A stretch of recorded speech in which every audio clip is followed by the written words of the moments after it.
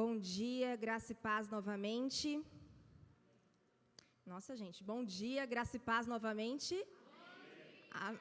Amém. Misericórdia. Vamos lá, então, para mais um domingo, graças a Deus, na presença do Senhor. Mais um domingo que Ele tem nos dado, na nossa quarta aula sobre recomeço ministerial. E, galerinha, a pergunta que não quer calar, que eu disse que eu ia fazer e que eu esperava que vocês me deixassem felizes hoje com a resposta, pelo amor de Deus. Quem leu os capítulos que eu pedi no grupo?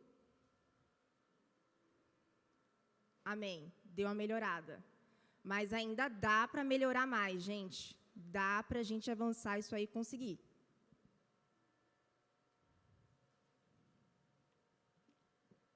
Hoje é a nossa aula 4, então. Gerenciamento de conflitos, obstáculos e demandas, parte 1. Vão ser 2 aulas, então. Já abre seu caderno aí, sua Bíblia. Já se prepara. E, gente, gerenciamento de conflitos, obstáculos e demandas. Ministério tem conflitos? Sim ou não? Ministério tem obstáculos? Responde com força. Porque é para a gente começar a encarar isso aqui. Para a gente tentar resolver, tentar entender, a gente tem que começar encarando. Vou perguntar de novo. Ministério tem conflitos? Sim. Ministério tem obstáculos? Sim. Ministério tem demandas? Sim. Não foi diferente com Moisés, não é diferente conosco. Então, nós vamos usar aí como pano de fundo novamente, dar continuidade na história de Moisés e aplicar isso para o nosso dia a dia, para o nosso ministério. Porque há um grande problema no gerenciamento disso. Porque nós ignoramos que existem conflitos, que existem obstáculos e demandas. E geralmente nós vamos empurrando até onde dá. Por isso que eu coloquei o termo gerenciar, administrar, né? Deixar isso num ponto que a gente realmente consiga resolver. Então, vamos às definições, por que eu usei esses termos? O que é conflito? Conflito é ausência de concordância. Aqui eu usei todos os sentidos, os significados que poderiam ser aplicados dentro do nosso contexto, tá? Porque as definições elas são um pouco mais amplas. Ausência de concordância, de entendimento. Então, o que é um conflito que a gente vai conseguir encaixar dentro do que a gente vai falar? A ausência de uma concordância. 2 partes não se entendem, 2 partes não concordam. Oposição de interesses. Opa, então quer dizer que eu posso ter objetivos diferenciados, eu posso ter interesses diferenciados. E quando eu não alinho interesse, eu não alinho objetivos, eu vou ter um conflito. E aonde que nós temos o alinhar de um objetivo? Nós tivemos isso em uma das aulas. O que dá o alinhamento de objetivos, de interesses?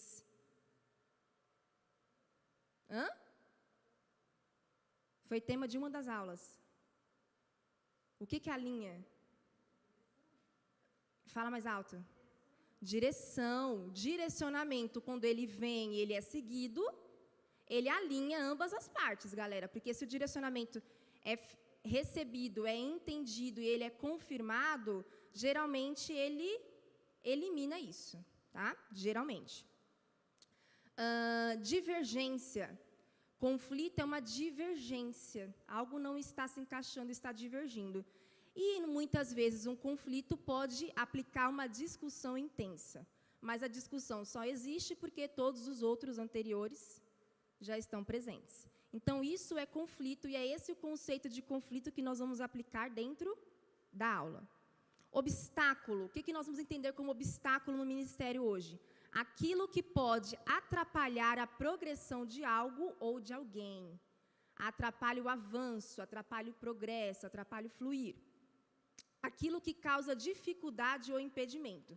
Qualquer tipo de situação que vai levar a uma dificuldade ou que vai impedir aquilo de se concluir é um obstáculo. E demanda. O que nós vamos entender como demandas hoje? Uma necessidade de alguma coisa. Então, no meio daquele trajeto, no decorrer do ministério, nós vamos ter necessidades que vão necessitar de serem supridas ou de serem solucionadas. Tudo bem? Então, são esses os conceitos que nós vamos aplicar. E o que é importante a gente entender de um conflito, de um obstáculo, de uma demanda no ministério? Primeiro ponto é que estas 3 situações, elas podem ser previsíveis ou não. Então, nós precisamos já começar a encaixar aí, você precisa começar a encaixar no seu ministério. Coloca aí as 3 palavrinhas, mesmo que não dê tempo de você copiar as definições, mas coloca aí conflito, obstáculo, demanda, coloca uma embaixo da outra, separa. E tenta já refletir quais são os conflitos, os obstáculos e as demandas que são previsíveis no seu ministério. Porque existem as previsíveis e existem as imprevisíveis. Quais são os conflitos previsíveis? Quais são os obstáculos previsíveis e quais são as demandas previsíveis? O que é imprevisível, Hannah? O imprevisível é aquilo que o Senhor não apontou. E é aquilo que não é óbvio. São coisas que acontecem que te pegam de surpresa. Ué, isso aqui não era algo previsível. De repente, se desenrolou ali e aconteceu. Então, existem previsibilidades dentro disso e existem situações que não vão ser previsíveis. E a gente vai ver que Moisés tinha algumas previsibilidades dentro disso e outras foram surgindo no meio do caminho, tá? Então, no final da aula, eu quero que você vá pensando aí durante a aula, e no final, isso já tem que estar um pouquinho mais claro na sua mente. Que você já comece a trabalhar com a previsibilidade dessas situações. Porque a gente, às vezes, espera acontecer para agir. E tem coisas que o Senhor já está dando, Ele já dá um toque falando, olha, isso aqui é comum acontecer nesse tipo de ministério, vamos começar já a trabalhar. Ou com essa situação que o seu ministério está envolvido. Existe também o meio, né, o contexto que nós estamos. Então, hoje, por exemplo, nós estamos tendo uma aula dentro de um contexto geral, diferenciado. Então, há situações previsíveis sobre isso. Entenderam? Mais ou menos, a gente vai aplicar isso melhor aqui dentro da nossa aula. Tudo bem aqui? Ainda tem alguém copiando? Tem? Vamos segurar mais um pouquinho. Vocês que não estão copiando, já pode ir colocando no caderno de vocês. Já tem algum conflito aí previsível? Já anota. Isso aqui é previsível. Isso aqui eu sei que vai acontecer, que é uma coisa que eu tenho que estar trabalhando o tempo inteiro.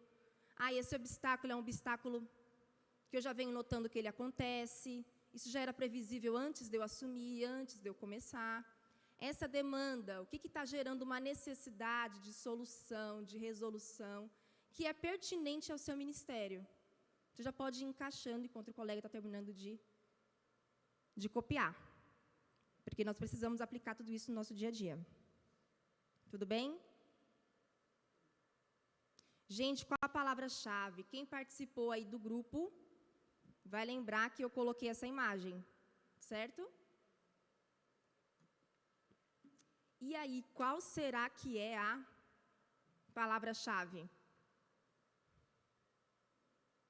Qual foi a sua? Vocês trouxeram no caderno? Quem trouxe a palavra e a definição? Quem trouxe? Aqui eu coloquei, gente, todas as palavras que foram ditas dentro do grupo. Todas as palavras que foram mencionadas dentro do grupo do WhatsApp. Coloquei nas 2 cores, não estou dando destaque para nenhuma, é só para a gente perceber onde começa e termina a outra. Mas está aqui, todas estão aqui, a de vocês, tá bom? Oração? Talvez eu não tenha colocado aqui, mas se não tiver aqui, coloca aí no seu caderno. E aí nós brincamos e comentamos que ia ter uma parte que nós íamos finalizar aqui. Eu recebi muitas palavras, eu achei interessante a diversidade de palavras que vocês usaram, né? Então, pega a palavra que está aí no seu caderno, se você não anotou, anota ela, que eu pedi para você anotar a sua palavra. Então, quem não anotou, só colocou lá no grupo, já coloca ela aí. Eu espero que você esteja com a definição dela aí. Quem leu as definições conforme o pessoal foi colocando no grupo? Quem leu? Foi acompanhando. Vocês perceberam como tem palavras que parecem sinônimos, mas as definições mostram como elas são diferentes? Qual era o objetivo da atividade, gente? Era mostrar, a ideia de não repetir a palavra era que vocês fossem criativos mesmo, usar uma diversidade, mas mostrar como nós visualizamos coisas e reagimos a elas de uma forma muito subjetiva. O que nós vemos e como nós solucionamos nem sempre é a mesma coisa que o outro vê e que o outro soluciona. Então, muitos conflitos eu vou enxergar de uma maneira que o outro talvez não vai enxergar. Muitas demandas vão ser enxergadas de um jeito que o outro não vai enxergar e muitos obstáculos também.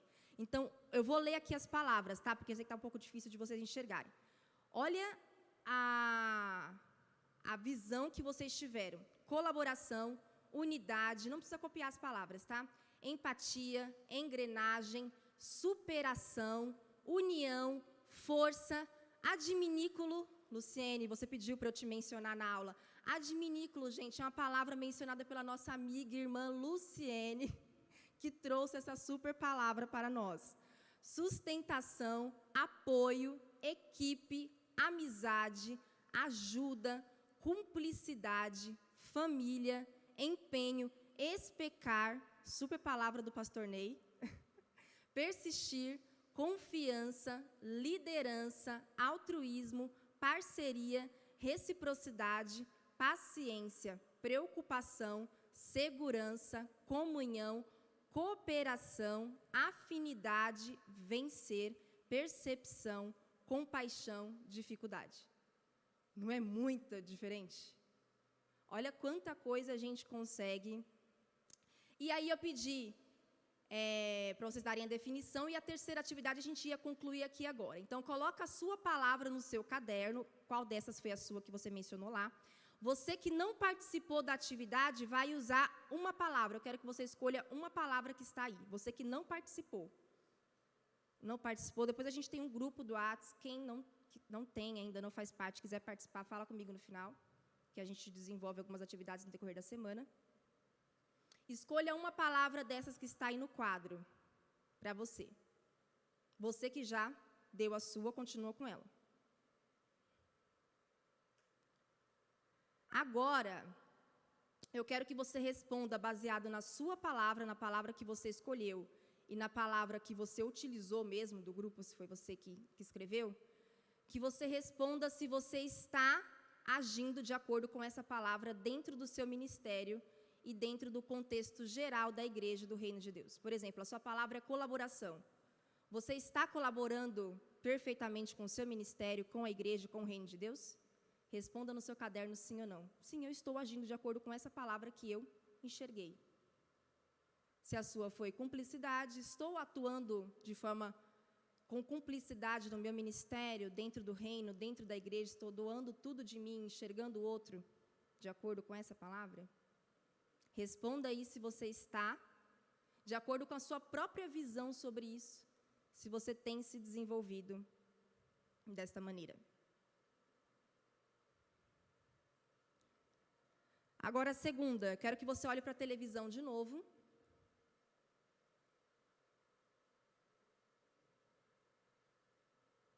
E você vai escolher uma palavra que não foi a sua, mas que você olhou e falou, nossa, fez muito mais sentido essa outra palavra para mim.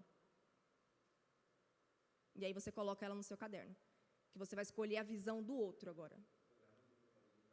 Tem colaboração, tem unidade, empatia, engrenagem. A palavra que mais me chamou a atenção, a que eu gostei mais, foi a especar, que foi o significado dela. Deixa eu até colocar aqui, porque eu vou ler, porque eu achei ela fantástica, o significado. Enquanto isso, vocês vão escolhendo a palavra.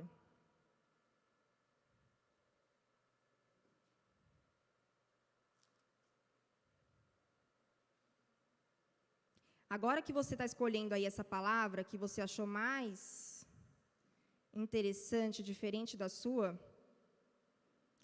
coloca no seu caderno se você identifica que essa palavra está presente dentro dos ministérios da nossa igreja.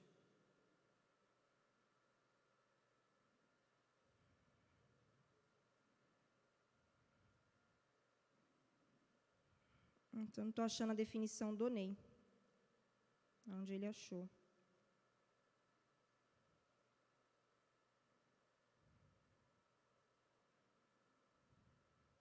Aqui, achei. Olha a definição de especar, porque eu gostei tanto dela.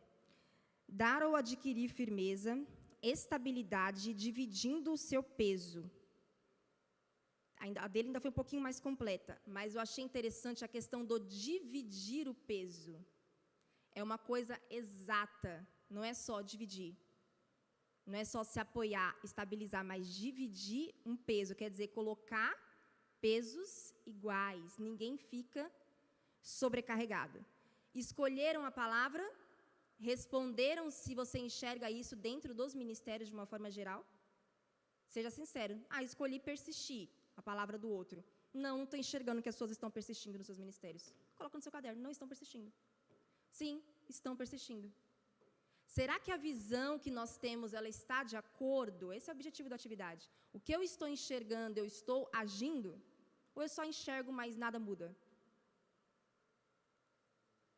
E no final, mas e aí, Hannah, qual que é a palavra-chave? Nós vamos descobrir no final, sabe o quê? Nós vamos utilizar nesse momento a sua palavra-chave, aquela que você escolheu primeiro. E no final da aula, nós vamos observar e entender se aquela palavra-chave é necessária, se ela é a única. A minha palavra-chave era empenho, mas tudo a gente resolve só com empenho? Esse é o objetivo, é a gente descobrir se só a minha visão resolve tudo. Ou se a visão do outro também traz um significado. Então, você vai utilizar como palavra-chave a sua palavra, mas no final da aula a gente vai descobrir se é só o que eu vejo que resolve todos os obstáculos, que resolve todas as demandas, que resolvem todos os conflitos, ou o outro também tem a colaborar. Tá bom? Então, já coloca isso aí no seu caderno, no final da aula a gente vai descobrir, porque talvez você vá trocar. Você fala, nossa, eu acho que agora eu quero aquela outra palavra também. Tá bom? Beleza? Agora abra sua Bíblia aí. Vamos mergulhar nas histórias. Êxodo capítulo 4, vamos pegar só o finalzinho dele. Como é que a gente vai trabalhar com os capítulos aqui agora? Eu vou fazer uma síntese geral dos capítulos, um resumo. No finalzinho do capítulo 4, depois o capítulo 5, o capítulo 6 e o capítulo 14, tá? Vou mencionar os capítulos que estão entre eles, mas onde a gente vai focar vão ser esses 3 e o finalzinho do 4. E aí nós vamos observar quais eram os conflitos, quais foram os obstáculos e quais foram as demandas dentro desses contextos. E aplicar isso para nós, tá? Então, a gente falou no capítulo 4, na semana passada, e eu não comentei o finalzinho. A gente parou na parte que Moisés estava voltando para o Egito com a Zípora, seus filhos, aí teve aquela situação da circuncisão, e a gente parou ali. E aí, gente, o que acontece no finalzinho desse 4? Deus fala com Arão. Deus fala com Arão, Arão escuta a voz de Deus, e Deus fala para Arão ir ao encontro de Moisés no Monte Sinai. Então, Arão e Moisés se encontram no Monte Sinai. Moisés revela todo o direcionamento para Arão. Moisés fala para Arão, olha, Deus falou isso, isso e isso comigo, falou que vai acontecer isso, para eu fazer tais sinais. Então, todo o direcionamento foi passado para Arão. Lembram disso? Isso é um ponto já importante para nós. Olha, tem muitas deixas que eu vou comentando aqui no meio do que a gente vai falar. Uma coisa que já começa a alinhar todo o fluir do ministério e impede, lá no futuro, conflitos, obstáculos e demandas excessivas. Mostrar, falar todo o direcionamento. Quem recebeu o direcionamento foi Moisés. Arão não estava lá ouvindo. Só que Arão iria atuar com Moisés. Não foi Moisés quem chegou até Arão e chamou ele para o serviço. Deus levantou Arão. Deus chamou Arão. A gente comentou isso um pouquinho na aula passada. Deus confirma, Deus chama. Só que aí, quando ele encontra com Arão, ele passa todo o direcionamento. Então, uma coisa que já vai prevenir alguns obstáculos lá na frente, que, eu não sabia como você queria fazer, Moisés. Eu não sabia o que você queria, eu não sabia o que Deus queria com você, não. Todo o direcionamento foi passado para Arão. Dividir direcionamento, compartilhar direcionamentos previnem conflitos e obstáculos lá na frente. Principalmente com quem vai atuar diretamente conosco. Mas eu estou esperando o Senhor falar tudo o que Deus falou para mim para aquela pessoa. Gente, existem alguns caminhos que não vão ser iguais.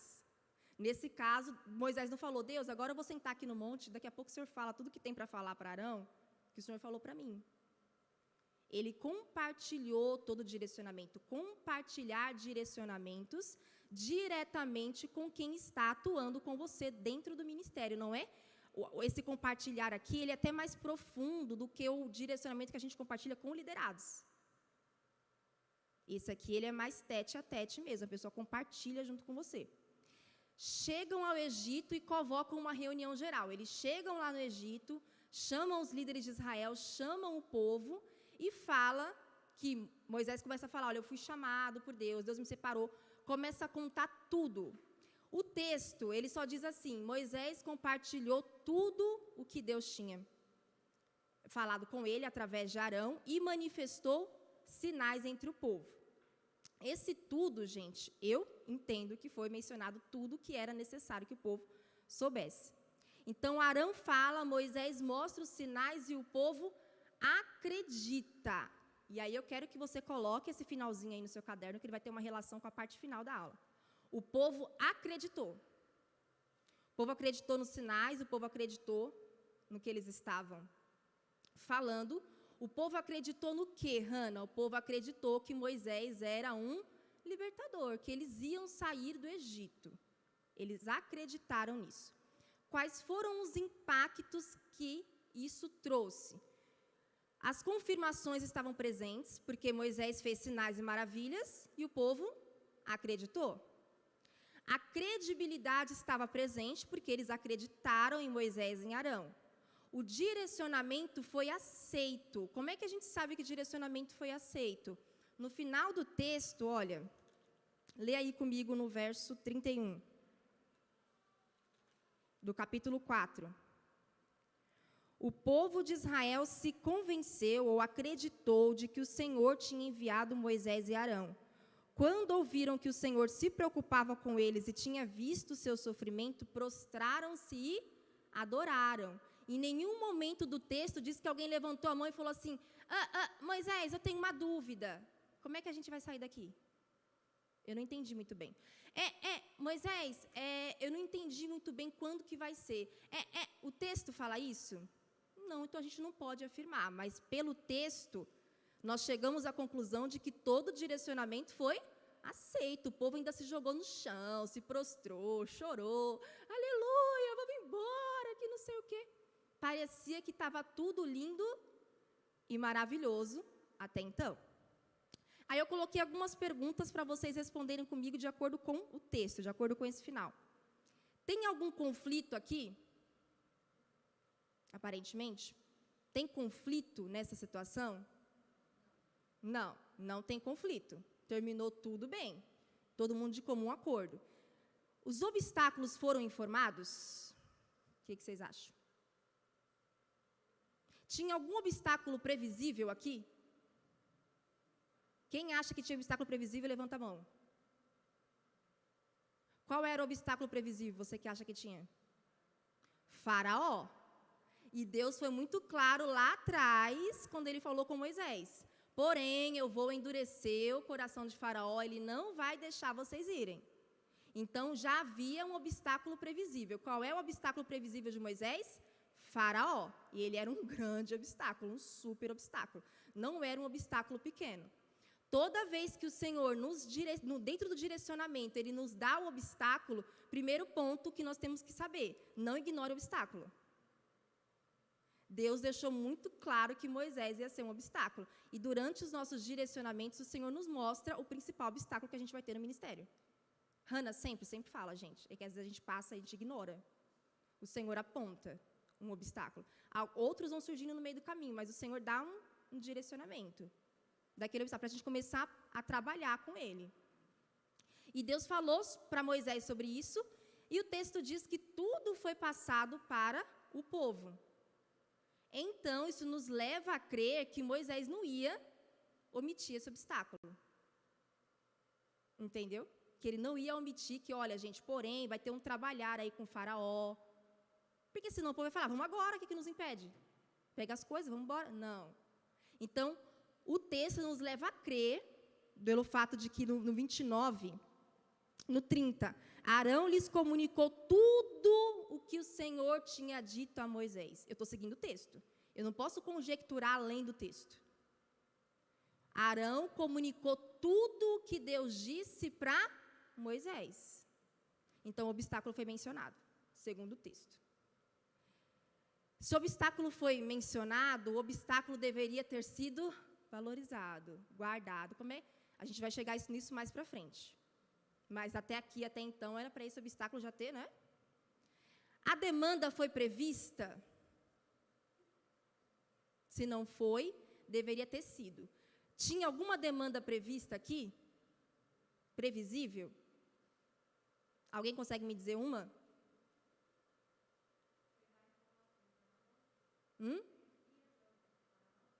Não, não é isso. Isso já está dentro do obstáculo.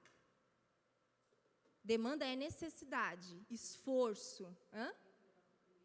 Suprimentos para a viagem, como é que a gente vai sair? Embora Deus tenha falado sobre as joias, sobre algumas coisas, como é que vai ser? Gente, eram muitas pessoas que nós vamos ver que vão sair daqui. A demanda também tinha que ser prevista, para depois lá na frente ninguém ficar, né, reclamando. Então, no momento do direcionamento, conflitos, obstáculos e demandas devem ser previstas. E o Senhor dá tudo isso também dentro do direcionamento. Geralmente aparece dentro do como. Do como do Senhor aparece tudo isso. Você vai fazer isso, porém vai ter tal coisa. Tá? Então, aqui com Moisés nós já tínhamos conflitos e obstáculos e demandas previstas. O principal obstáculo era o faraó, ainda não tinha um conflito visível entre eles, aparentemente todo mundo estava tudo bem, mas já eram para ter tido demandas previstas também. E a gente vai ver que tudo isso foi ignorado com o passar do tempo, tá? Pela maioria deles, não necessariamente por Moisés. Tudo bem? É assim que termina o capítulo 4. Parece que está tudo bem, só que aí agora a gente vai ver que não está tudo bem. Ok? Agora, gente, nós vamos fazer a síntese dos capítulos 5 e 6. Que é onde nós vamos focar mesmo da nossa aula. Eu coloquei ali, qual é o contexto geral? Moisés 80 e Arão 83. O que isso significa? Isso aqui são as idades deles. Quando Moisés foi falar com o faraó, ele tinha 80 anos. E quando Arão foi falar com o faraó, ele tinha 83. Gente, idade é um conflito. No ministério, a idade pode ser um conflito, um obstáculo ou uma demanda? A idade, seja muito velho ou muito novo. Michele falou os 3, alguém falou demanda, quem mais? Os 3, obstáculo. Quem mais? Eu vou te dizer que a idade pode ser os 3, como a Michele falou. A idade ela pode ser um conflito. Lembra que Paulo falou para Timóteo assim? Ninguém despreze a tua mocidade, mas seja um exemplo nos fiéis disso, daquilo outro. Não deixa ninguém te julgar porque você é novo demais e já é pastor. Então, a idade ela pode ser um conflito dentro do ministério? Sim. Nossa, mas aí é novinho demais, não sabe nada. Ela pode ser um conflito, já passou da idade? Não, vamos começar a substituir tal pessoa, porque ela já não dá mais. Pode gerar conflitos. A idade pode ser um obstáculo interno. Não dou para isso, sou novo demais. Mas, geralmente, ela vai aparecer com um obstáculo como já passei da idade, já deu, não tenho mais nada para contribuir. E ela pode ser uma demanda, porque sim, vai gerar muito esforço. Se você é novo demais, vai gerar um esforço muito intenso de provar que você não é um cabeça oca, embora você seja muito novo. Vai gerar muito esforço de provar que você, mesmo sendo muito experiente, ainda tem muito para ensinar e para fazer. Vai gerar esforço demais, vai gerar demandas demais. Às vezes, demandas de precisar de ajuda. Eu ainda sou útil, mas eu preciso de alguém que faça junto comigo. Vai gerar mais esforço, porque realmente a minha idade já se avançou. Mas o que a gente observa aqui entre Moisés e Arão? Mesmo que nós tenhamos o conceito de que a idade ela pode representar obstáculos, conflitos e demandas, Moisés e Arão superaram os 3, porque iniciaram o ministério com mais de 80 anos. Então, são coisas que nós podemos vencer dentro do ministério. Quando eles foram falar com o faraó fez descaso inicial. Falou, o que vocês querem? Vocês estão atrapalhando o povo. O povo quer trabalhar, tem um monte de gente para trabalhar, vocês vêm com essa historinha para cima de mim. Inicialmente, Faraó fez um descaso, mas depois, o que Faraó fez? Ele oprimiu o povo com mais trabalho. E aí, gente, ele começou a oprimir o povo com mais trabalho e isso gerou uma cascata de conflitos. Agora a gente vai começar nesse capítulo a entender que conflitos eles vão se desenvolvendo em forma de cascata. Uma coisa vai gerando a outra. Um conflito vai gerando outros conflitos. Então, qual era o obstáculo principal do povo? Faraó. E Faraó não era um obstáculo que você podia ser removido. Não era um obstáculo que a gente podia solucionar logo de cara. O povo não tinha como solucionar esse obstáculo. Vamos matar Faraó, vamos remover Faraó. Não tinha como. Só ia vencer esse obstáculo quando o Faraó direcionasse e falasse, não, agora vocês podem sair. Mas não aconteceu isso. Eles começaram a oprimir o povo e o povo ficou revoltado. Alguns líderes chegaram até Faraó e falou, por que eles estão nos oprimindo? Por que está acontecendo isso?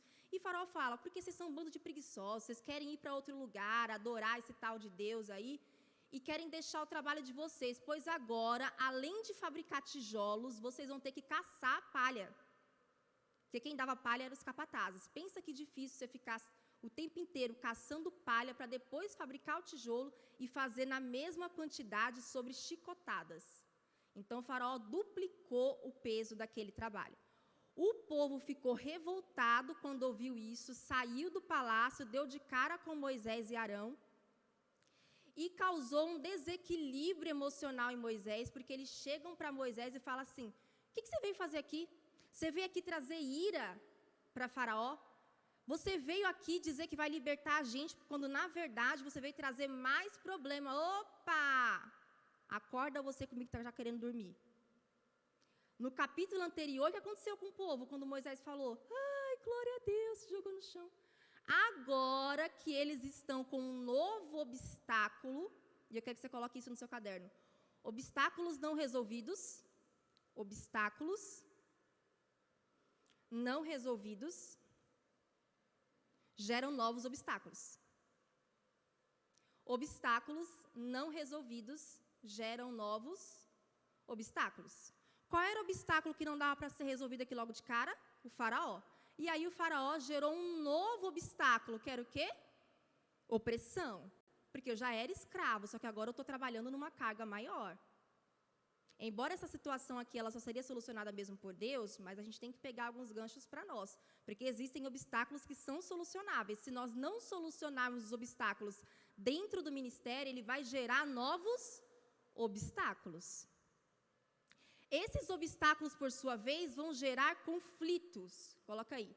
Novos obstáculos também não solucionados, vai criando setinhas. Escreve um embaixo do outro. Então, obstáculos não solucionados geram novos obstáculos. Novos obstáculos também não solucionados vão gerar conflitos.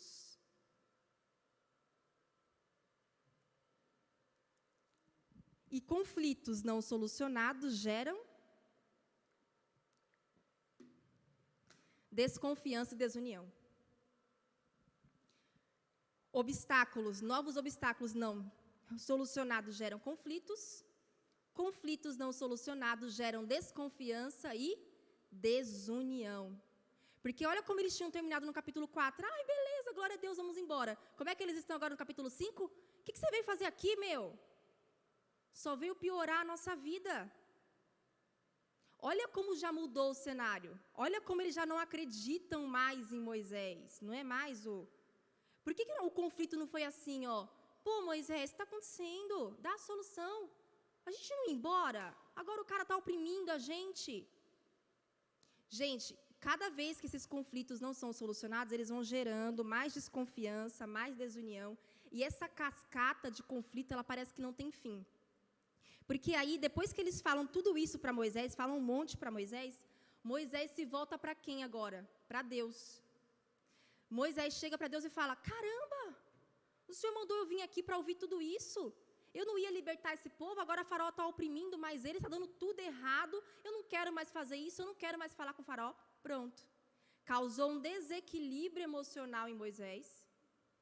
E agora ele não quer mais enfrentar o faraó. Gente, parece uma coisa... Quando vocês leram isso, quem leu, percebeu tudo isso? Perceberam? Quando esses conflitos não são solucionados, eles voltam de novo para a gente, e aí a gente volta a situação para Deus, sendo que o ideal aqui era Moisés já tentar solucionar aquele conflito, ele devolve aquilo para Deus. Nós pegamos os nossos conflitos ministeriais terrenos, de relacionamentos interpessoais, e a gente leva de volta para Deus, ao invés de já tentar solucionar. Uma das possíveis soluções, claro que isso não ia mudar nada, mas um jeito de já tentar trabalhar ali. Gente, lembra que eu falei que Faraó seria um obstáculo? Ele está nos oprimindo, mas o Senhor vai nos libertar. Tá? Só que aí não estava acontecendo isso. E aí o que acontece? Esse desequilíbrio emocional vai afetar a nossa missão. E aí a gente vai regredir. Conflitos não solucionados no ministério nos fazem regredir no ministério. Anota isso no seu caderno, querido. Aí você fala, eu já tenho todo o direcionamento, eu já tenho tudo, mas eu não consigo seguir porque ninguém acredita em mim, porque não sei o que, pronto, começa a regredir tudo de novo. Aí você regride, volta para a estaca zero, a insegurança volta, e aí você não avança de novo. Oi? Conflitos não solucionados vão gerar... Oi? Isso, fazem você regredir na sua missão, no seu próprio ministério. É como se você ficasse voltando para a estaca zero toda hora. Porque não soluciona aquele conflito. Aí você volta e redireciona aquele conflito novamente para Deus. E aí, quando Moisés vai falar com Deus, gente, qual é a resposta que Deus dá para Moisés? Moisés é o seguinte, ele repete tudo de novo. Faraó é um obstáculo, mas eu vou continuar endurecendo o coração de Faraó, porque eu vou manifestar a minha glória, a minha maravilha. Só que você vai lá e vai falar isso e isso para o povo. Quando Moisés tenta levar o conflito interpessoal para Deus, o que Deus faz? Deus devolve o conflito interpessoal para ele resolver com o povo. Deus não fala assim, tá bom, Moisés, espera só um pouquinho que eu vou fazer alguma coisa agora. Ele fala, não, vai lá e fala com o povo de novo tudo que eu já falei para você. Ou seja, nós podemos devolver os nossos conflitos interpessoais para Deus o tempo inteiro. Ele vai devolver para a gente de novo e vai nos colocar no posicionamento para poder solucionar. Não adianta fugir do conflito. E geralmente nós temos a tendência a fugir e levar o conflito para Deus. Deus arruma esse conflito, Deus fala, não, presta atenção no seu ministério e soluciona esse conflito. E qual é a solução que Deus dá para ele? Reafirma o direcionamento de novo. E aí ele fala com o povo de novo o que o Senhor tinha para eles. Só que aí eu quero que vocês leiam comigo o verso 9. Olha só. O verso 9 do capítulo 5. Moisés transmitiu ao povo essa mensagem do Senhor, mas eles já não quiseram lhe dar ouvidos. Agora, lembra que na primeira todo mundo ouviu? Agora aqui o povo já não quer nem ouvir. Continua, estavam desanimados demais por causa da escravidão brutal que sofriam. Gente, aqui vem mais um segredinho para a gente. Coloca aí no seu caderno. É 6, eu falei 5? Desculpa, é o 6. Então, volta aí comigo. O 6, 9. Moisés transmitiu ao povo essa mensagem ao Senhor, mas eles já não quiseram lhe dar ouvidos. Estavam desanimados demais por causa da escravidão brutal que sofria.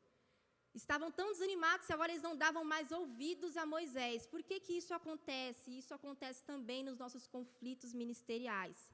Coloca no seu caderno. Obstáculos incompreendidos. Obstáculos incompreendidos.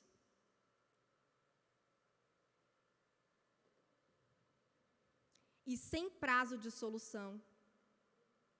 Obstáculos incompreendidos e sem prazo de solução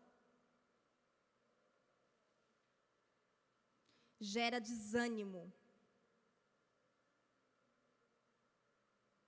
Obstáculos incompreendidos e sem prazo de solução geram desânimo. Porque aqui tudo indica que esse povo já não estava mais compreendendo aquele obstáculo. É um obstáculo que o Senhor colocou, porque o Senhor vai livrar, porque o Senhor vai fazer grandes coisas. Não. Nós estamos sendo oprimidos demais para pensar. Eles não estavam mais conseguindo raciocinar sobre aquilo. E um obstáculo incompreendido e sem prazo, quando a gente não dá prazo de solução. Mas Moisés tinha um prazo fixo, Hannah? Não. Mas Moisés tinha uma sequência de que quando Deus operasse todas as maravilhas, isso iria acabar. Eles seriam tirados do Egito com grande mão forte. Só que isso não era mais compreendido dentro da mente deles. E por que não era compreendido? Porque eles estavam desanimados. Falar para pessoas desanimadas é extremamente cansativo. Sim ou não? Você pode repetir 10.000 vezes o direcionamento. Ela está muito desanimada para agir de acordo com o que você está falando. E quando nós percebemos desânimos no ministério, isso é uma coisa que vai te ajudar, você coloca isso aí no seu caderno para você fazer essa pergunta depois. O desânimo, ele é geral ou pessoal? O desânimo é geral ou pessoal do ministério que você está inserido? Depois você pergunta, se é pessoal, você vai buscar o pessoal daquele desânimo, o pessoal daquela pessoa. É geral? É de impacto geral? Então, qual é esse obstáculo de impacto geral? Que todo mundo está desanimado desse mesmo jeito, dessa mesma influência. Então, procurar saber se o obstáculo é geral ou pessoal, se o desânimo é geral ou pessoal. Por exemplo, nós temos um obstáculo geral que impactou nossos cultos e todas as nossas atividades. Qual foi? A pandemia. Só que cada um vai sentir um efeito diferente daquilo. E aí eu vou ter os obstáculos pessoais dentro do obstáculo geral. Alguns ficaram desempregados, alguns tiveram conflitos familiares, alguns tiveram perdas, algumas pessoas morreram. Então, do geral vai desembocar no pessoal. Então, a gente sempre vai fazer essa pergunta. O problema é que esses obstáculos, quando não compreendidos, quando não solucionados, quando não tem prazo, eles vão gerar desânimo, certo? E o desânimo atrapalha a audição espiritual. Coloca aí no seu caderno. O desânimo atrapalha a audição espiritual. Quando você estiver arrancando os seus cabelos porque ninguém está te ouvindo, faz a perguntinha, tem alguém desanimado? Tem. E o desânimo é geral, pessoal? É geral. E por que não estão me ouvindo? Porque o desânimo atrapalha a audição. O texto é muito claro, eles não deram ouvidos a Moisés porque estavam muito desanimados. Moisés gritando, gente, Deus vai nos libertar, creiam. E o povo lá na enxada assim, dá um tempo. Olha como está a nossa vida. Oi? Não, aqui já era um geral, porque todo mundo foi escravizado e todo mundo foi oprimido em dobro. Aqui já era o geral. O geral desemboca em alguns pessoais, porque alguns vão sofrer de formas mais intensas que outras. Por exemplo, os líderes recebiam as chicotadas porque eles tinham que incentivar o povo. Eles sofriam de um jeito. Quem estava na enxada sofria de outro jeito. Mas, de uma forma geral, o que leva para o pessoal aqui? O geral.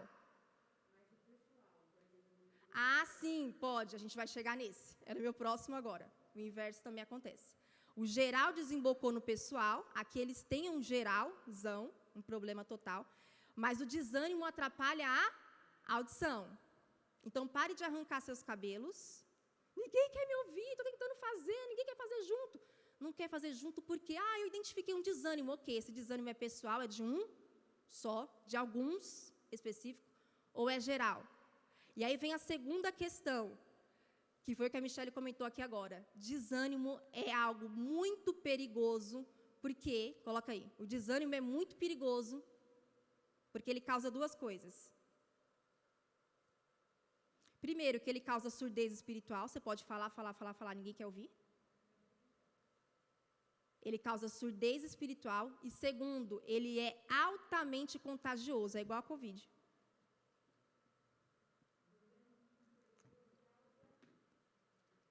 O desânimo ele vai causar surdez espiritual e ele é extremamente contagioso. Já se viu super animado no seu ministério e de repente você lidou com o desânimo dos outros e desanimou junto? Ou não? Só eu. Estava super animado, você falou, Deus vai fazer, meu Deus, glória a Deus, deixa eu falar para eles, deixa eu comunicar e não sei o que, todo mundo assim, E aí você voltou como? borocochô, murcho. Por que que isso aconteceu, gente? Porque o desânimo, ele leva à surdez espiritual, ninguém vai te ouvir, por mais esplêndido que seja o que Deus te deu. E porque o desânimo é contagioso, é tão contagioso que quem ficou desanimado depois disso? Moisés. O cara que estava lá, não, gente, vamos, a gente vai conseguir. O texto fala que ele volta para falar com Deus e fala, chega. Aí Deus fala, não, agora você vai falar com o faraó. Ele fala, você não ouviu ali? Nem o povo quer me ouvir, agora eu vou falar com o faraó, que a gente sabe que é o principal obstáculo. Vou falar com ele de novo para quê?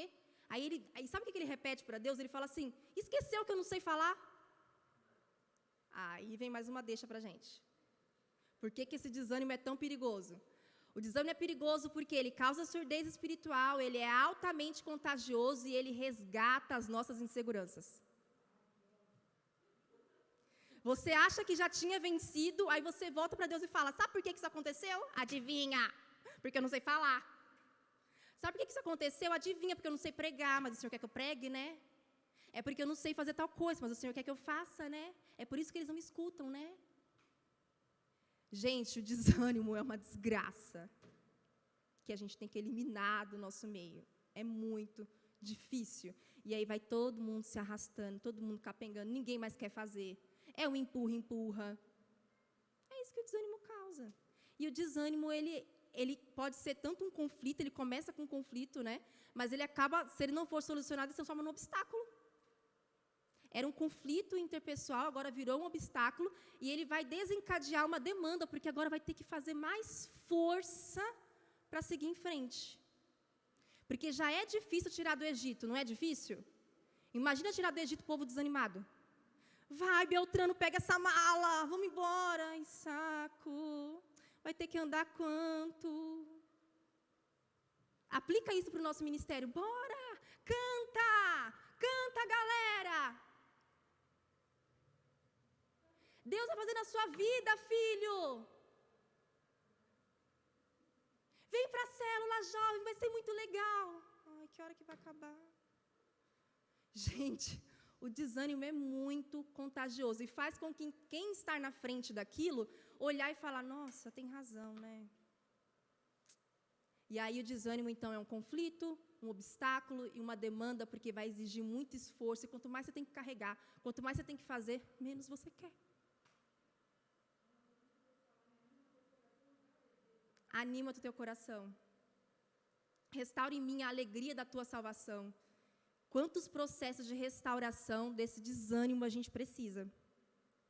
Então, a gente termina esses 2 capítulos, 5 e 6, observando o que tem presente aqui? Tudo. Vai ter conflito, vai ter obstáculo e vai ter demanda, por causa de uma cascata. Se você não resolver o conflito anterior, ele vai voltar com tudo de novo.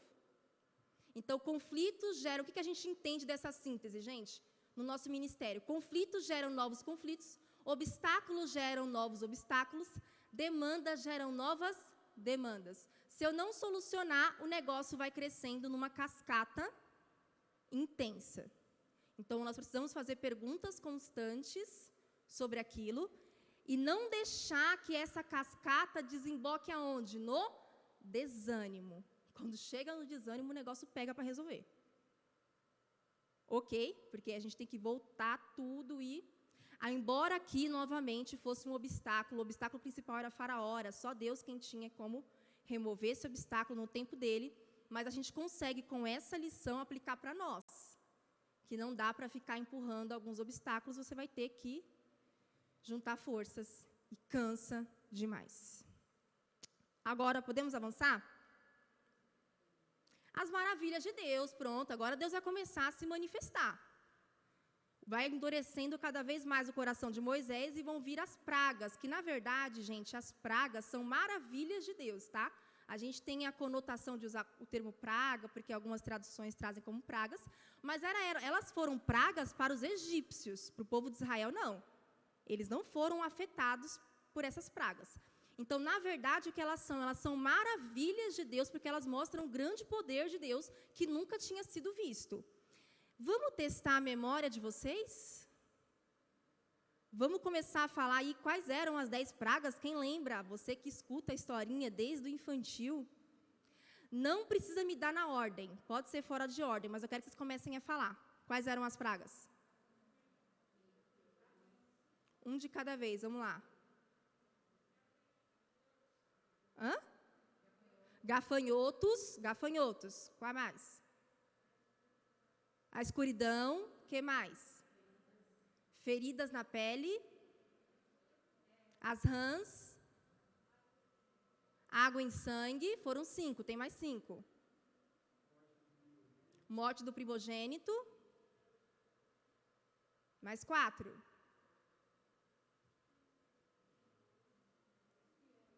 Os piolhos. Que mais?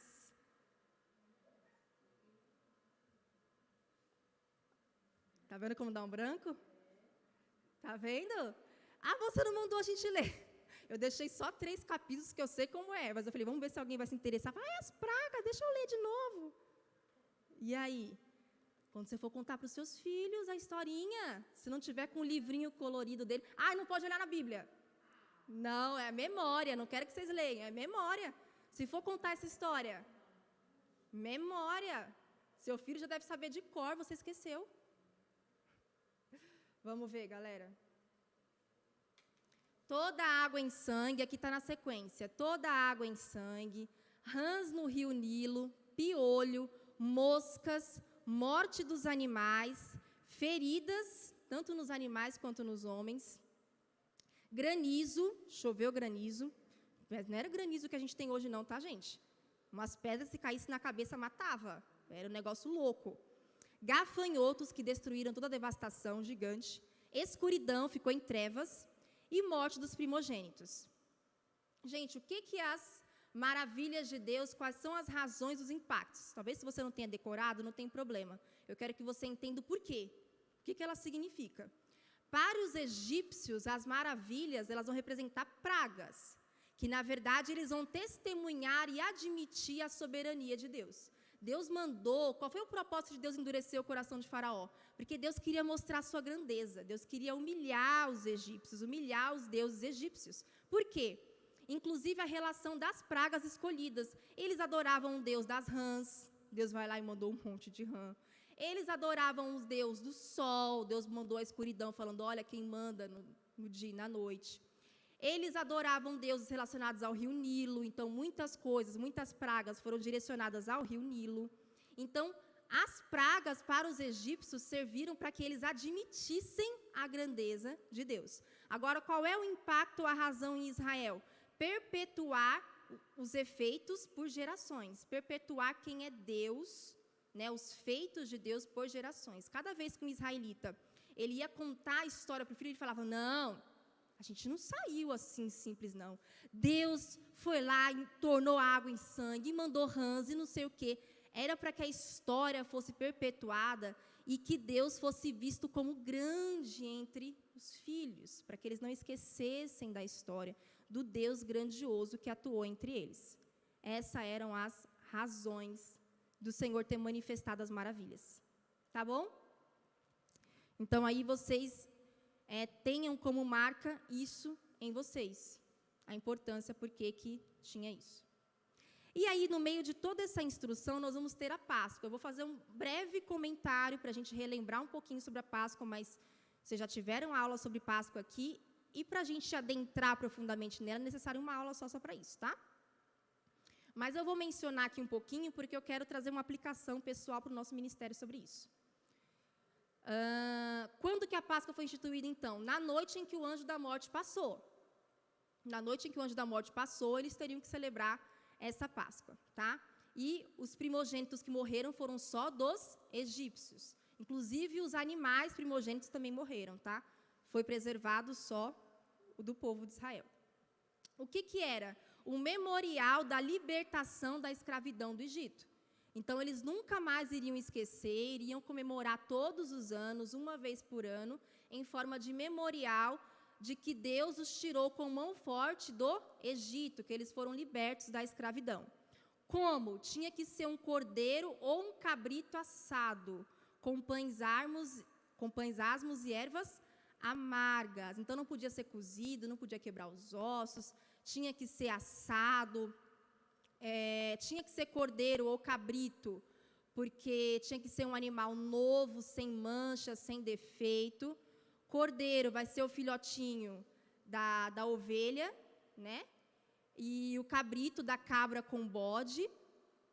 Então, esses filhotinhos vão ser usados na Páscoa. Por que os dois? Algumas famílias não tinham condições de ter um cordeiro, então Deus deu como opção o cabrito.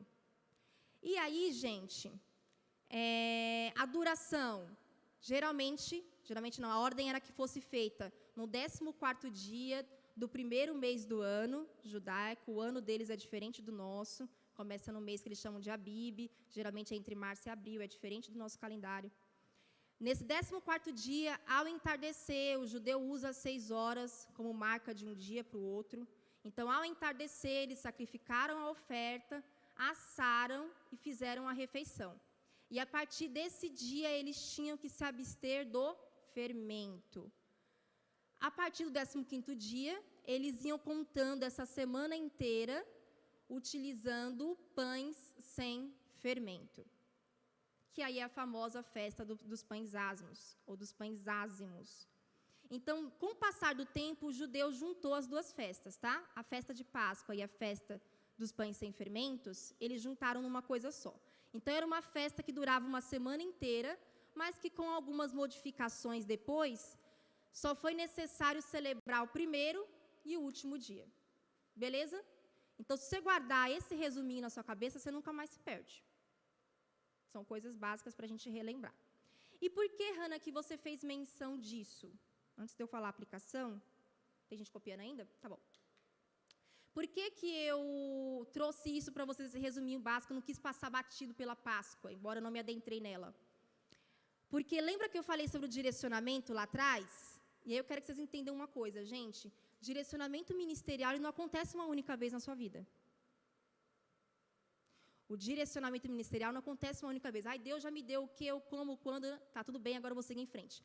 Ao decorrer do seu ministério, aqui claro que é a missão de Moisés, no decorrer da missão de Moisés, surgiram novos direcionamentos. No decorrer da nossa missão, do nosso ministério, vão surgindo novos direcionamentos. Eles não estão anulando o anterior, mas o Senhor vai trazer preceitos, o Senhor vai trazer algumas doutrinas, vai trazer algumas exigências que vão ser necessárias que nós passemos e que nós executemos. E sabe o que é mais interessante aqui? A Páscoa tinha que ser comida corrida, com pressa. Eles tinham que estar com roupas de viagem já, com cajado na mão, porque nessa noite eles foram expulsos. Só que isso não foi dado para eles logo de cara, a gente ainda vai chegar nessa parte.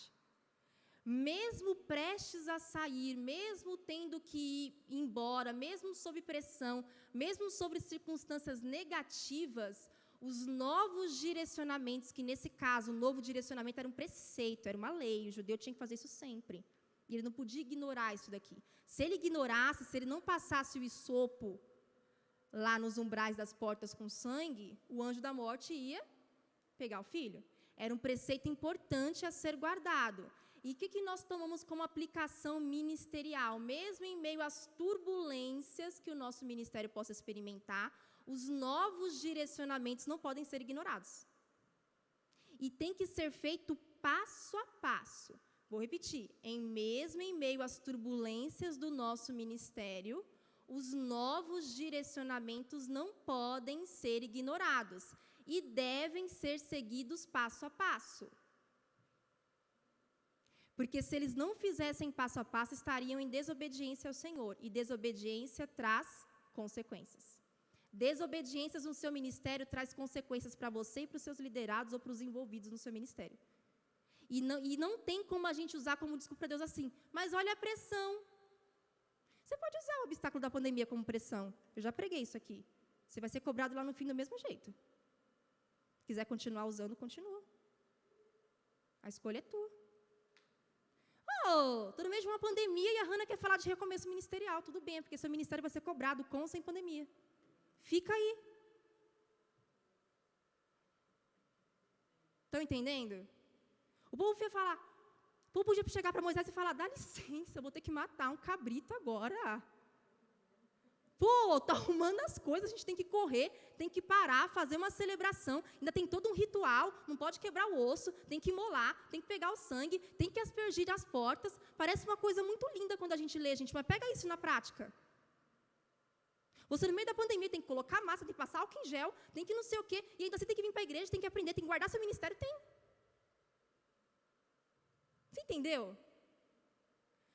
Mesmo que nós estejamos em meio a turbulências ministeriais, e muitas vezes elas não são só ministeriais, elas são da nossa própria vida pessoal, que tem um impacto ministerial e vice-versa. Isso não nos impede de viver o direcionamento completo, de fazer o passo a passo. E ainda, gente, não é só obedecer, eu quero muito que vocês frisem no passo a passo, porque hoje o que a gente mais tem no reino de Deus é gente fazendo ministério relaxadamente. Importante é fazer. Importante não é fazer, querido. Importante é fazer do jeito certo. Ah, eu atendi o direcionamento lá atrás. Eu já estou no meu caminho. Eu já sou o que o Senhor quer de mim. Você é do jeito que o Senhor quer que você seja? Porque está muito linda a frase que a gente está cantando agora. Eu mesma repito ela todos os dias. Eu me olho no espelho e falo, eu sou o que tu dizes que eu sou. Só que quando eu falo isso, eu me lembro. Eu sou mesmo? Eu sou filho de Deus, beleza, mas eu ajo como filho? Eu sou alguém que ensina a palavra, mas eu ajo de acordo com alguém que ensina a palavra? Eu faço nas coxas. Vocês entenderam? Ah, importante é fazer, mas vamos lá fazer de qualquer jeito. Não era de qualquer jeito a Páscoa. E era para todo mundo fazer. Vamos lá, a gente faz assim, daqui a pouco acaba e acabou. Vamos para casa, a vida que segue. Não é assim, querido. Tem preparação. Seu ministério tem preparação do início ao fim. Ou você se prepara e faz direito, ou o chicote vai vir em você depois. Estão entendendo? Por isso que eu quis falar um pouquinho aqui da Páscoa, para a gente ter uma noção disso. Porque daqui a pouco, porque isso acontece muito nos ministérios, a gente fica tão bom no que a gente faz, que a gente nem pensa mais para fazer o que a gente faz. A gente só repete, fica tão mecânico. E o Senhor está ali dando novos direcionamentos. Faz assim, faz desse jeito. Olha, observa a minha lei, obedece, observa os preceitos. Mas a gente acha que é só fazer. Não é só fazer. Tá? Tinha uma ordenância muito importante aqui, o povo tinha que seguir. Eu trouxe algumas imagens para vocês verem. Que bonitinho, não é bonitinho? Não queria ter não, mas achei bonitinho. O primeiro aqui, gente, é o cordeiro. Se é que o Google me deu o animal certo, né? Eles são muito parecidos. O primeiro é o cordeiro. O segundo é o cabritinho, com as orebinhas mais abertas. Tinha que ser filhote, por isso que era cordeiro e cabrito. Tá? Cordeiro quer dizer o filhote. Cabrito também é o filhote. Branquinho, sem mancha, sem defeito, perfeitinho. Eles eram cuidados durante 1 ano. Tá? Que eu tive que resumir toda a história para vocês. Ali embaixo eu coloquei um exemplo de pão sem fermento. Parece a panqueca, né? Mas não é a panqueca, porque a panqueca tem leite. Mas saindo dessa aula de gastronomia, isso aqui é o pão. Lembra o pão sírio? Tem vários formatos, parece biscoito. E ali do lado é o isopo, que é um arbusto. Foi com isso que eles pegaram o sangue do animal. Você imola o animal, quebra a cabeça dele, joga o sangue no meio da bacia, pega o isopo, molha e começa a pintar o umbral da porta. Foi com esse arbusto aqui. Ele é chamado de isopo, mas ele tem outro nome para a gente, que agora me fugiu o nome. Tá? Isopo é o nome que os israelitas chamavam. Mas é um arbusto, tá bom? Era com isso que eles passavam nos umbrais da porta. Para a gente ter uma noção, visualizando, olhando um pouquinho, que às vezes a gente não tem muito essa noção. Né?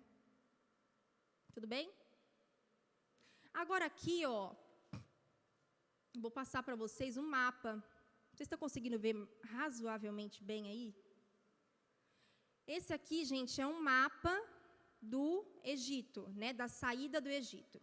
Então, aqui a gente consegue observar, isso aqui é um mapa completo, ele vai do número 1 até o número 17, que são todas as rotas que eles tramaram até chegar lá em Canaã. Gente, tá vendo ali o número 1? Eles saíram de Ramassés em direção a Sucote. O que acontece? Lá em cima no mapa, qual que seria o mais óbvio, gente? Não seria ir por cima? Olha Canaã lá em cima. Estão vendo? O certo seria o quê? A rota ir lá por cima, né? Entre Ramassés ali você sobe, passa pelo deserto de Sur e chega na terra dos filisteus e adentra em Canaã. Só que Deus desviou essa rota. E por que Deus desviou essa rota? Isso está lá, acho que no final do 13 para o 14. Deus fala assim, eu não vou mandar eles pelo deserto dos filisteus, porque senão eles vão ter que lutar contra os filisteus. E eles não vão aguentar uma guerra. Eles não vão aguentar uma batalha. Então eu vou desviar a rota deles e vou dar outro obstáculo, que vai ser o mar. Mas aí o certo ia ser ir por cima. Deus fala para Moisés não ir por cima por causa dos filisteus. Presta atenção. Às vezes nós enxergamos obstáculos no ministério, nós ficamos tão focados com aquele ministério que a gente nem se dá conta que Deus nos livrou de outros obstáculos na nossa missão. Aí eu pergunto para vocês, gente, agora eu quero que vocês pensem como se vocês fossem eles. Entra na história, agora a gente vai entrar na história do Êxodo. Pensa que você é uma das mulheres ou um dos homens que está saindo lá com seus filhos na direção de Moisés. Se alguém falasse assim para você, se Moisés falasse, olha, é o seguinte, nós temos duas rotas. Isso não aconteceu, tá? Algo hipotético. Ou nós vamos pelo deserto e enfrentamos os filisteus, vamos ter que lutar. Tá? O que você tiver aí, você usa para bater. Que eles não tinham arma, né, gente? Vamos lembrar disso. O que você tiver, você usa para bater, a gente vai enfrentar lá o exército. Ou a nossa segunda rota é a gente passar pelo mar. Qual obstáculo na sua cabeça seria o mais difícil? Agora, eu não quero que vocês pensem no mar que se abriu. Eu não quero, porque é muito fácil a gente calcular, porque a gente conhece o final da história, e nós somos o leitor, nós não somos o participante. Mas pensa, não num Deus que você sabe que ia abrir o mar vermelho, porque se você entrar dentro da história, você se colocar no lugar deles, eles só conhecem o Deus de Abraão, Isaque e Jacó, que fez grandes maravilhas para Abraão, Isaque e Jacó, que agora Moisés trouxe um nome pessoal, Yahvé. Mas eles não estão experimentados ainda com Deus. A primeira e grande experiência que marcou o povo de Israel até hoje, se você perguntar para eles qual é a história que mais marca a nação judaica, a travessia pelo Mar Vermelho, mais do que as pragas. Então, se vocês fossem um deles, sem imaginar num Deus que luta guerras, que vence guerras, quem acha que é mais difícil vencer uma guerra com mala, com filho, sem arma, enfrentar os filisteus, levanta a mão.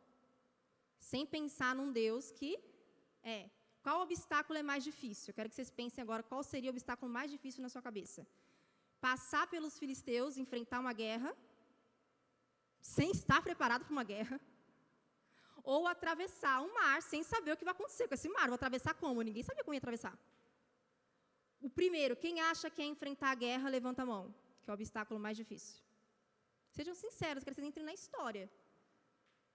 Atravessar o mar seria o mais difícil.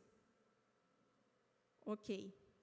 E aí a gente vai observar que para eles também parecia ser o mais difícil. Mas na cabeça do Senhor ele sabia que o principal obstáculo era a guerra. E aí olha só que interessante, eles vão sair de Ramassés, né, para Sucote, número 2, vão dar de frente para o Mar Vermelho, na região de Piairote, eles ficaram acampados ali, aquilo já são vários dias, tá, gente?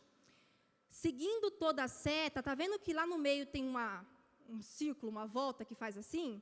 O que é essa volta aí no mapa? É o período que eles ficaram girando 40 anos no deserto. Estava tão pertinho, gente, de Canaã. Por que ficou girando? Porque era desobediente, povo besta, desobediente. Olha lá o que aconteceu. Olha o giro. Está vendo? Quando você olha no mapa, você vê como está pertinho já de Canaã. O povo ficou 40 anos dando voltas ali. Ok, agora volto para o número 3. Lá em Piairote. E aí eles ficaram ali acampados, já são vários dias. Na cabeça de Faraó, ele pensou o quê? Nossa, eles devem estar perdidos. O texto fala que ele pensou que eles estavam perdidos, vagando no deserto, mas Deus estava direcionando. Chega ali, eles dão de cara com o Mar Vermelho. Está vendo que o Mar Vermelho ele tem 2 braços? Tem um outro braço que passa ali para Midian, está vendo? Gente, o Mar Vermelho ele é chamado de vermelho porque ele não era vermelho. Tá? Não sei se isso vem uma dúvida na sua cabeça. Será que o mar era vermelho? Por que o mar se chama vermelho? Há várias teorias hipotéticas para isso. Uma delas é que, está vendo ali onde está escrito Península do Sinai no mapa? Essa região ela é muito montanhosa, por isso que você tem um monte, está muito pequeno? Mas está ali no meio, tá? Depois eu tenho aqui na enciclopédia, vocês dão uma olhada. Está vendo onde está o número 7? Consegue mais ou menos isso? Ali no meio tem muitas montanhas, elas eram feitas de cobre. E aí o que acontece? Não dá para dar um zoom nessa imagem, galera? Conseguem ampliá-la um pouquinho mais para mim, por favor? Se vocês conseguirem. Porque eu usei todo o slide, tá vendo? Mas é que a TV... Isso, valeu, obrigada! Aí, ó, Península do Sinai, tá vendo? Isso, para aí um pouquinho, deixa assim. Traz só um pouquinho mais para cá. Onde está o número 3? Mostra mais o número 3 para mim. Isso, para aí. Pronto, melhorou? Ufa! Então, olha só, galera. Ali é onde eles pararam, ó, o número 3, Piairote. Deram de cara com o quê? Com o Mar Vermelho. O mar tem 2 braços, tá vendo como ele é gigante? Por que ele era chamado assim? Tem várias teorias. Uma delas aqui nessa região da Península do Sinai é onde está o Monte Sinai, Península do Sinai. Vários montes, esses montes eles eram minérios, revestidos de cobre. E aí, quando a luz solar refletia no mar, ela pegava essa parte vermelha dessas montanhas. Outra teoria está relacionada com os edomitas que estão ali próximo, que eram chamados de povo vermelho. Então, tem várias referências que vão dar essa conotação, ficou conhecido assim. O que é interessante? Quando você olha para o mar, ali ó, em Piairote, separando, porque aqui vai dividir o Egito da Arábia, tá? Esse lado aqui, ó, onde está escrito o número 2, ali Sucote, é o Egito. Eles iam atravessar do Egito para a Arábia. Nessa travessia, onde está o número 3, Piairote, parece que é pequenininha, não parece? Essa extensão? Essa largura, gente, tem aproximadamente 19 quilômetros. É que no mapa você olha e fala, ai, o povo não andou nada, só fez assim, ó. Atravessamos. Eu não sei se você anda 1 quilômetro por dia, eles andaram 19. Puxando boi, puxando não sei o quê, que a gente já vai falar. Gente, 19 quilômetros atravessando. Por que eles chegam nesse conceito, né? Porque para fundar um exército, tinha que ter pelo menos isso. Então, eles consideram que, no mínimo, essa extensão era de 19 quilômetros. Não teria matado um exército dos egípcios. Eles andaram bastante, tá bom? Pode sair do mapa agora, obrigado do zoom. E agora nós vamos entender esse êxodo mesmo, vai lá para o capítulo 14. Nosso último capítulo do dia. Gente, ali eu mostrei um pouquinho no mapa, agora a gente vai entrar nessa história mesmo no texto. Quantos anos de escravidão? 430 anos exatos. Olha que legal, quem leu vai ver lá, que o texto fala assim, que no dia, na noite que eles saíram, eles estavam completando 430 anos. Certinho de escravidão. Não Deus perfeito, não deixa passar um dia. E aí, gente, quando que eles saíram no meio da noite, sob pressão? Você já fez uma viagem assim? Eu estou me programando, não sei, mas eu vou... Acho que semana que vem, de repente, alguém começa a te pressionar. Vai embora! Some daqui! Porque os egípcios começaram a pirar. Porque agora eles estão dando de cara com quem? Com um filho morto, gente. Eles surtaram. Que isso? Matou o nosso filho. Eles começaram a gritar, a correr atrás e falar, sai daqui! Começa a imaginar a cena. E o povo estava terminando a Páscoa, lambendo os beiços lá no cabrito, de repente alguém bate na porta e fala, sai, sai! E aí eles começam. Então eles vão sair do Egito sob pressão. Tanto que eles não levam nem pão fermentado, porque a única coisa que eles tinham era o pão sem fermento para a festa. E é isso que eles saem de alimento. Quantas pessoas, gente? Estão conseguindo ler aí? 600 mil homens, fora mulheres e crianças que não eram contadas. Nunca se contava mulheres e crianças. Você consegue imaginar você liderando uma viagem com 600 mil pessoas na chinela? Vamos embora! E alguém grita, vamos embora! Vamos. E aí você sai, gente, que loucura. Tentei imaginar isso ontem, eu não conseguia. A gente pira de liderar 30 pessoas. Você pira de liderar 100. Você pira de liderar um grupo de 10. Imagina você transformar a vida de 600 mil pessoas. Fora homens e mulheres. Ah, e era tudo gente misturada, viu? Tinha mistura de povos aqui. Não tinha só israelita, não. Tinha escravo, tinha servos do próprio israelita, tinha gente que eles se misturaram. E tinha os animais, né, gente? Que não podia deixar ainda o boi para trás. Ainda tinha isso ainda. Pensa nessa viagem, gente, esse é o contexto que a gente está pensando aqui no Êxodo. E aí você pensa nesses 600 mil homens, mulheres, crianças, animais e malas atravessando um mar. Mesmo que seja terra seca, mas são 19 quilômetros para se andar. E você andando em aquelas colunas da água. Essa coisa maravilhosa, já pensou? Que lindo, gente. E aí desviou a rota, então, foi para o Mar Vermelho, que no hebraico é Mar de Juncos. Essa rota e a perseguição era algo previsto. Então, gente, Moisés já tinha a previsibilidade do obstáculo. É que os obstáculos vão voltar de novo para a nossa aula agora.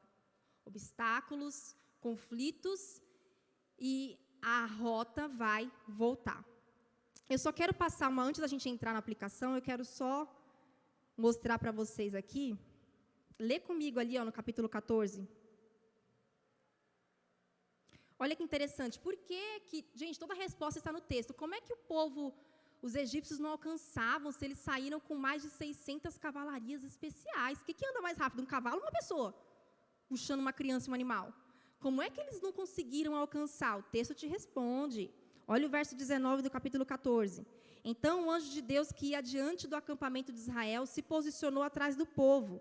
A coluna de nuvem também mudou de lugar, foi para a retaguarda e ficou entre o acampamento egípcio e o acampamento de Israel. A nuvem escura trouxe trevas para os egípcios, mas luz para os israelitas.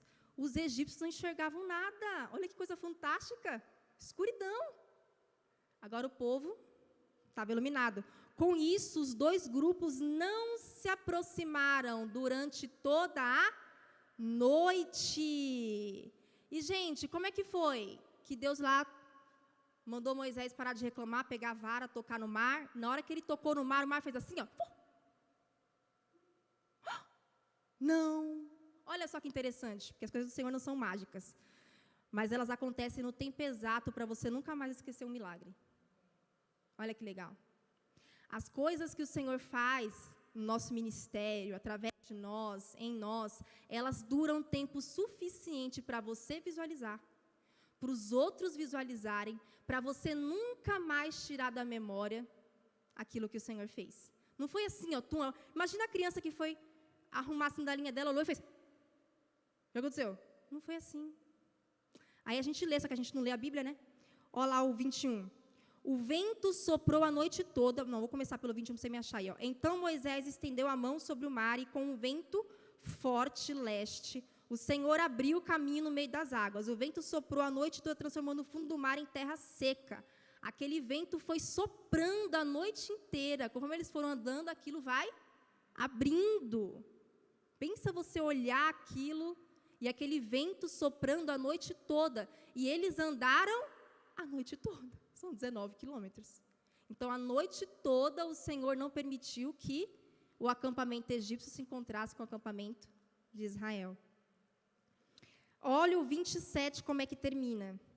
Assim, ao amanhecer, gente, a noite inteira caminhando, Moisés estendeu a mão sobre o mar e as águas voltaram fortemente ao seu lugar. Ali voltou com tudo e matou todo o acampamento egípcio. Então, não é uma coisa rápida, não é uma coisa assim, start. É o Senhor mostrando a sua maravilha e a gente vivendo o tempo exato das maravilhas do Senhor, dentro da missão, dentro de um ministério. E aí, gente, quais foram os impactos? Porque até Miriam cantar, muita coisa aconteceu. Muito tamborim voou na cabeça das pessoas aqui antes, tá? E o que acontece lá? Olha quais são as reações e os impactos. Conflitos anteriores não resolvidos. Os conflitos anteriores que não foram resolvidos voltaram na cena aqui de novo. Você pode estar prestes a viver um grande milagre do Senhor no seu ministério. Se você não resolver os conflitos anteriores, eles vão voltar com tudo, mesmo diante daquela grande maravilha. E aquilo vai trazer consequências. Olha comigo o verso 10, gente, do capítulo 14. Quando o faraó se aproximava, os israelitas levantaram os olhos e viram os egípcios marchando contra eles. Lembrando, esse obstáculo já era previsto, tá? Por quê? Porque Deus falou para Moisés. Moisés está de frente para o mar, né? Então, eu vou endurecer mais ainda o coração de Moisés, tá? Ele vai vir ao encontro de vocês. Então, além do mar, eu ainda vou trazer o faraó. Já era um obstáculo previsto, ok? Vamos sempre lembrar dos obstáculos que são previsíveis. Em pânico, aí o que acontece? Eu vou ler tudo, depois eu explico ali. Em pânico, clamaram ao Senhor e disseram a Moisés: por que você nos trouxe ao deserto para morrer? De novo, gente, acabou a missão, de novo, tudo de novo, acabou o propósito, não vamos chegar a lugar nenhum. Não havia sepulturas no Egito, o que você fez conosco? Por que nos forçou a sair do Egito? Quando ainda estávamos no Egito, não lhes avisamos... Ah, essa frase aqui é legal, ó. Quando ainda estávamos no Egito, nós não te avisamos que isso aconteceria? Olha o conflito voltando. Isso quer dizer que uma coisa que não apareceu lá na frente para a gente ler, está aparecendo agora. Houve um momento em que Moisés estava repetindo o direcionamento e o povo falou o quê? Provavelmente na hora do desânimo, né? Para quê? Para a gente morrer? Você quer levar a gente para o deserto para morrer? Moisés, eu tenho certeza que a gente ia morrer no deserto. Ou pelos as caravanas que passam, que eram muitos, né? E aí, de repente, tem algum assaltante que pode pegar a gente, ou vai morrer de sede, ou vai morrer afogado. Eles jogam na cara de Moisés: a gente te avisou, Moisés, que isso ia acontecer, não te avisou? Olha o conflito anterior retornando aqui de novo. Aí eles falam: deixe-nos em paz, continuaremos a servir os egípcios, afinal é melhor ser escravo no Egito que ser um cadáver no deserto. Gente, o negócio estava tão bonito lá atrás, olha como é que ficou aqui agora. Então, agora eu tenho um conflito retornando, não é um novo conflito. Observem que são sempre velhos conflitos com caras diferentes, com frases diferentes, mas são sempre os velhos conflitos. O conflito do não vai dar certo, o conflito de não estou vendo saída, só você vê isso, e parará, e onde é que a gente vai, onde é que isso vai dar, isso nunca soluciona. São sempre os mesmos conflitos. Então, o conflito retorna aqui, não foi solucionado lá atrás. Não necessariamente aqui, resolver o conflito seria eliminar o obstáculo. Nesse caso, resolver o conflito seria redirecionar a mente. A mente para um Deus de maravilhas, que já tinham visto as pragas, mas a mente deles era uma mente ainda escrava. É por isso que eu trouxe aqui nos impactos e reações, a gente entender um pouco desse povo.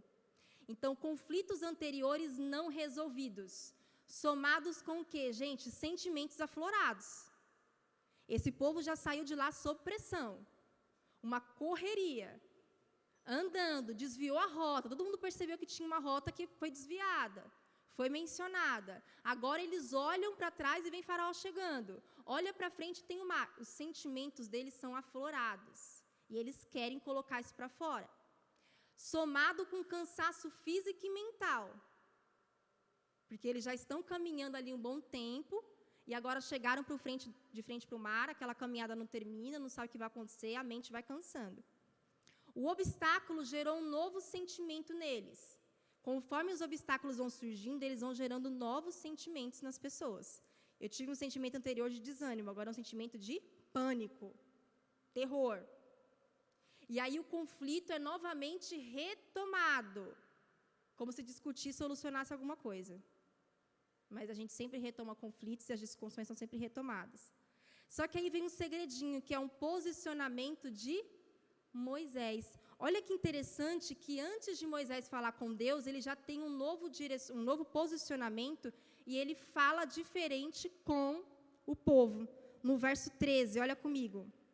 Moisés, porém, disse: não tenham medo, apenas permaneçam firmes e vejam como o Senhor os resgatará neste dia. Vocês nunca mais verão os egípcios que estão vendo hoje. O próprio Senhor lutará por vocês. Fiquem calmos. Então, agora Moisés tem um novo posicionamento, não é mais aquele posicionamento de voltar com a insegurança dele. Agora, Moisés tem um posicionamento de enfrentamento. Ele enfrenta os conflitos, ele enfrenta os obstáculos e ele enfrenta as demandas. Porque isso geraria um grande esforço. Por mais que Deus abrisse o mar, conduzir o povo em terra seca daquele mar é muita coisa, tá? Então, o que a gente tem de novo posicionamento de Moisés aqui? Um posicionamento de enfrentamento e de não recuar. Que é esse o nível de maturidade que Deus espera que nós tenhamos no nosso ministério. É esse nível de posicionamento. Qual que é ele? Coloca no seu caderno. Enfrentamento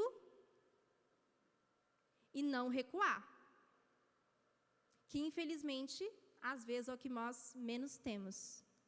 Nós não enfrentamos e nós recuamos constantemente. Então, agora Moisés não vai direto para Deus reclamar, não vai mais levar as inseguranças dele, não vai mais. Agora ele se posiciona ali. Um novo posicionamento, então, de enfrentamento e de não recuar.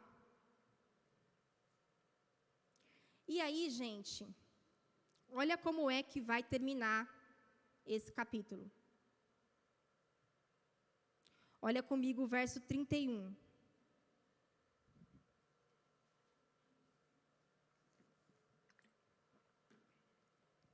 Quando o povo de Israel viu o grande poder do Senhor contra os egípcios, encheu-se de temor diante dele e passou a confiar no Senhor e em seu servo Moisés. O que mudou nas pessoas aqui? O que mudou nelas que não tinha antes? O que mudou agora nesse povo?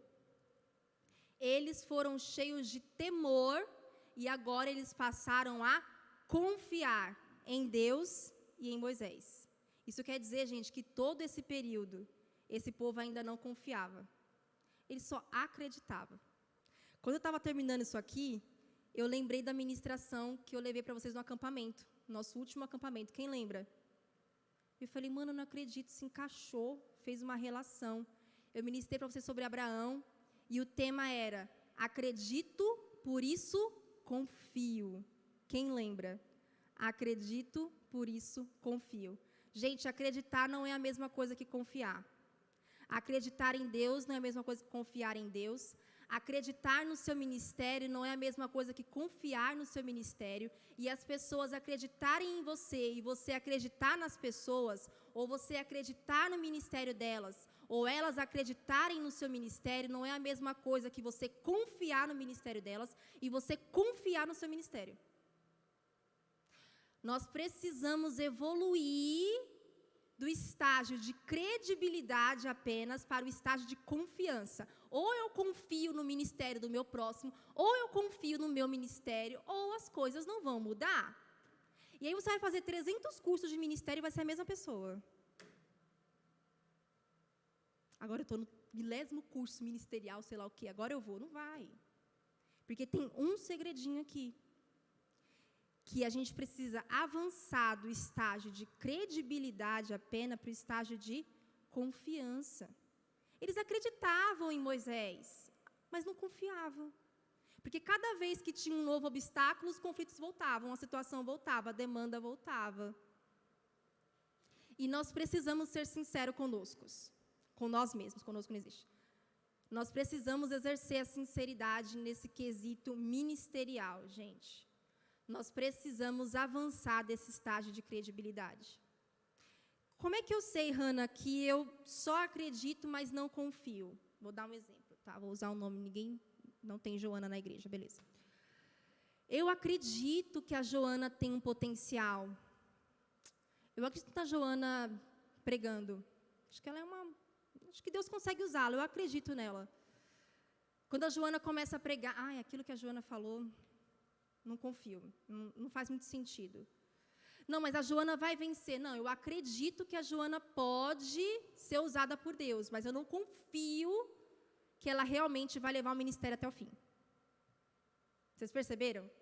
Eu acredito num possível potencial, eu acredito no Senhor usando, mas eu não confio nela exercendo aquilo, eu não confio naquela pessoa executando. Eu acredito num tempo futuro, mas eu não confio num tempo próximo.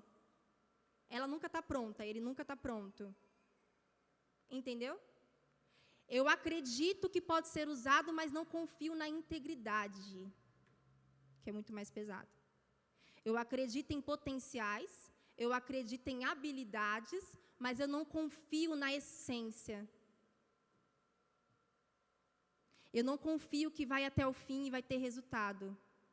Eu acredito, sim, que Deus chamou, e que Deus pode fazer. Eu só não confio que isso realmente vai acontecer. Oi? Que é capaz de me liderar. Você entendeu? Você pode fazer isso, Moisés, mas até aqui eles não confiavam que Moisés realmente ia fazer do... vai tirar do Egito? Vai. Eu acredito que vai tirar do Egito, eu só não confio que a gente vai chegar em Canaã. Que ele vai tirar, ele vai, a gente vai morrer no deserto. Vocês entenderam?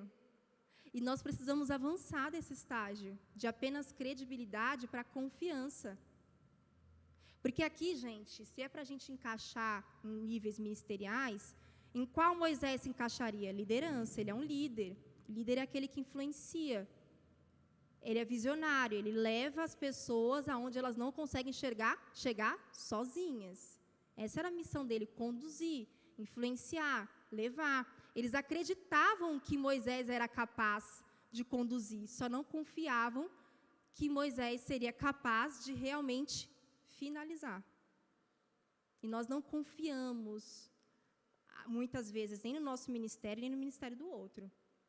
Por isso que dentro do recomeço ministerial eu quis trazer esse tema de conflitos, obstáculos e demandas, porque nós precisamos enfrentar os conflitos, solucionar, enfrentar os obstáculos, solucionar, enfrentar as demandas, identificar, fazer perguntas, mas não é só solucionar.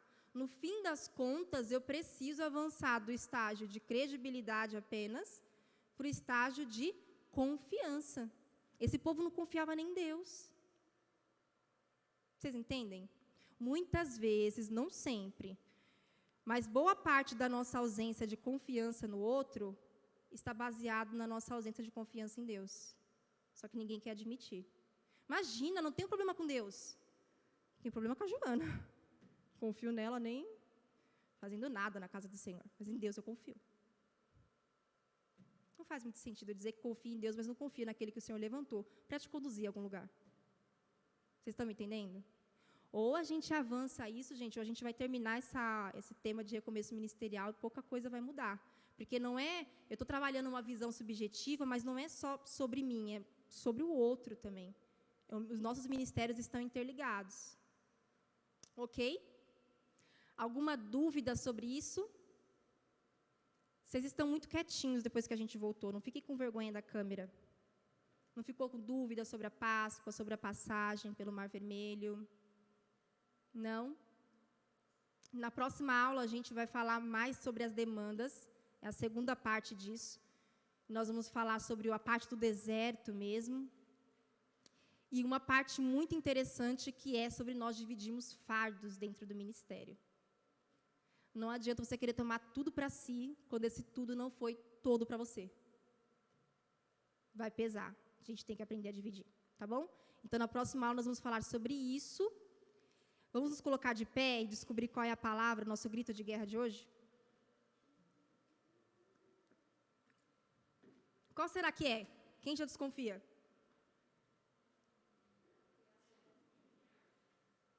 Confiar já foi. A gente usou confiança no outro.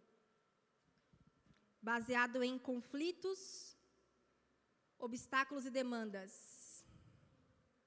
Solucionar, não. Avançar, não. Ajuda, não. O que nós constantemente fazemos quando estamos de frente para um conflito, de frente para um obstáculo, de frente para uma demanda, é sempre recuar. Sabe o que aconteceu? Não era o tempo do Senhor, então eu vou esperar mais um pouco. Eu vou recuar. Eu errei no tempo. Sabe o que é? Eu errei no quê? Então, vamos recuar. A gente constantemente recua. Surgiu um conflito interpessoal. Eu não vou conversar, eu não vou resolver, eu não vou liberar perdão. Eu vou recuar.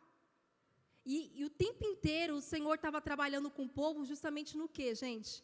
Em não recuar. Eu vou abrir o Mar Vermelho para vocês não recuarem.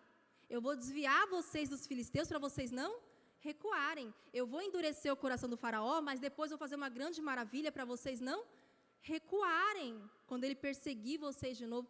Entende? O tempo inteiro Deus trabalha conosco para nós não recuarmos. Só que se nós não enfrentarmos os conflitos, obstáculos e demandas, nós vamos continuar sempre recuando.